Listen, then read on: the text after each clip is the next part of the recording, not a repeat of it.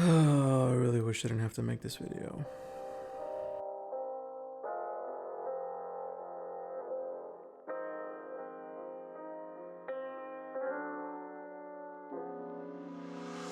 So chances are that if you're watching this video, you probably came over from the NK65 review and you're curious about my customer service experience with NovelKeys. So I really want to preface this video with like a typical customer service experience that you and I, or maybe your loved ones would have at, like, let's say a restaurant or a store like Best Buy, right? So let's say you go to a restaurant, let's say you order a dish and the dish happens to taste a little funny. It just tastes a little off, and you let the waitress know, hey, it tastes a little funny, you know, I don't think this is going to be something that I want to eat. The waitress usually says, oh, I'm so sorry. Would you like a different dish? Would you like to order something else? Or don't worry, we'll take it off of your bill and you don't have to worry about paying for it, right? That's usually what happens.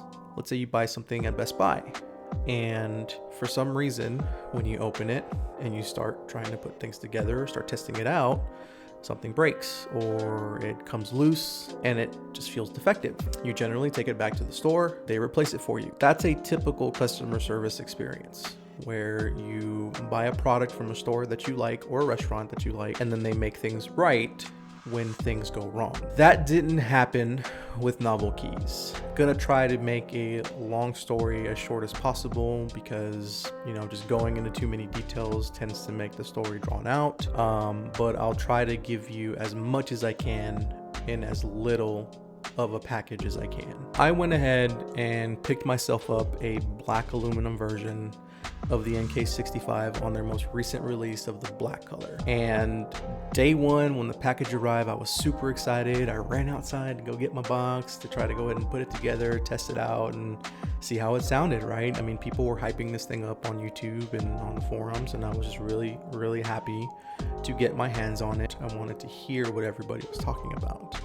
Wanted to have that nice experience that people claimed that this keyboard gives them. That same day, I had gotten a new package from KBD fans with a ton of Gateron black inks. 2 packages in one day. It felt like Christmas. And so I put all the switches into the board and I tried to test them all out with NVIDIA just to make sure the PCB works. 99% of the time it does, but you never know, so you want to make sure to test it out before you put your keycaps on, and then you realize at a later date, oh man, one of the keys doesn't work.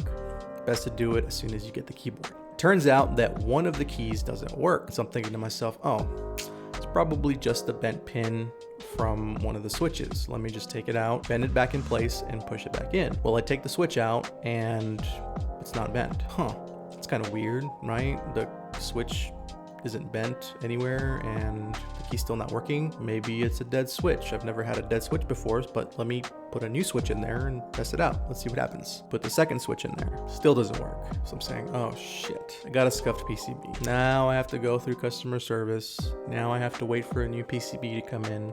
And I gotta send this one back, and then I gotta hope the replacement works, right? Not a huge deal. I've gone through a return and exchange process plenty of times before. I just gotta wait a little bit longer. It just sucks that on day one of getting this brand new keyboard, I have to go through that. Fine, right? So I email customer service and I get a pretty quick reply back from Mike, and he's asking for pictures of the actual PCB of the key that doesn't work. So I said, fine, that's no problem with me. Let me go ahead and get you that information and I'll send it right over to you. I take a picture of the top side of it, take video of the bottom side, because upon closer inspection of taking the keyboard apart and looking at the bottom of the PCB, I realized that one of the contact pads had come off from the PCB.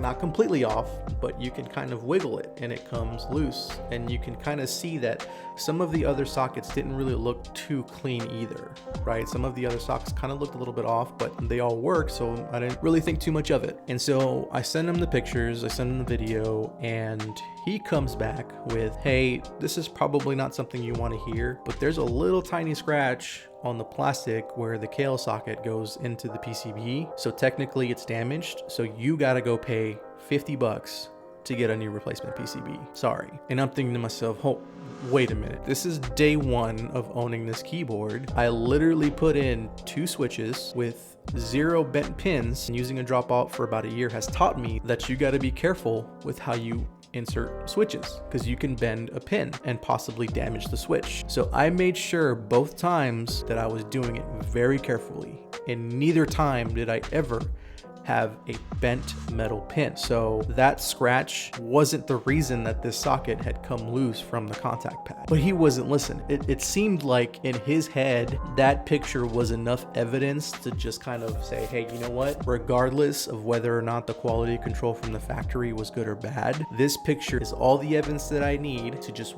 wipe the slate clean and blame it on you. And that felt like they just spat in my face. The one time that I had something that didn't work, and the one time that I needed help from a company that I believed in, they kicked me to the curb and said, hey, you know what? Sorry for your loss.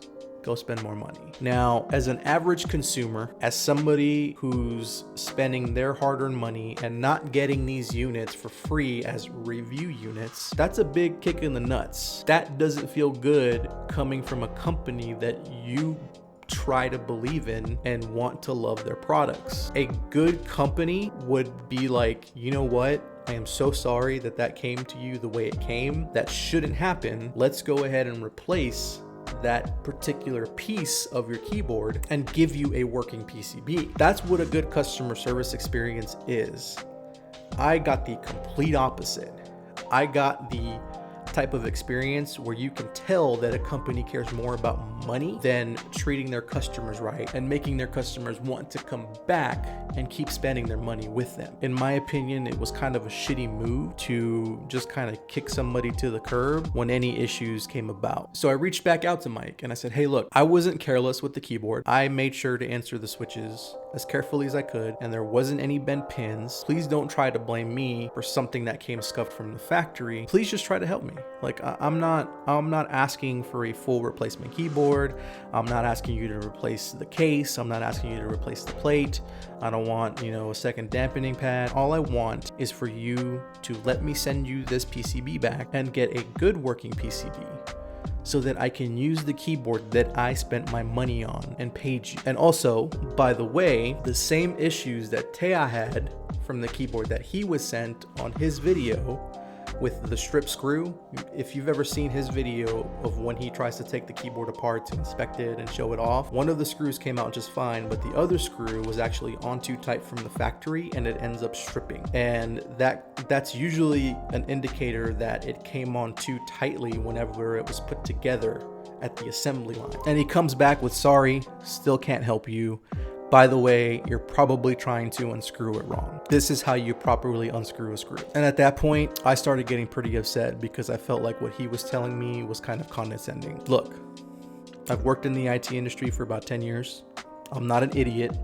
I know how to unscrew a screw. It's not fucking rocket science. And I feel like any normal buyer out there who would go through this same exact experience would also be kind of pissed. Like, this is a pretty shitty experience to go through. You bought a product, excited to try it, not everything works like it should, and now to get this type of experience from the company that you're trying to support just makes it feel like, you know what, why am I buying from these people? Why am I spending my hard-earned money with them? And so at that point, I get pretty upset. I don't answer back. I don't reply to the email. I try to collect my thoughts. I try to collect my emotions and make sure that I don't write anything nasty to them because I just don't like being that way.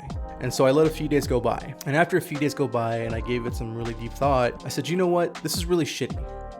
This is not something that I should be going through. I shouldn't have to pay $200+ for a keyboard and have it arrive not working, and then the company that I bought it from not help me fix that. So I decided to go ahead and make a dispute with PayPal. And so after I filed that dispute, not 2 days later, NovelKeys cancels one of my group buy orders that I had purchased from back in June without even telling me a word. How petty is that?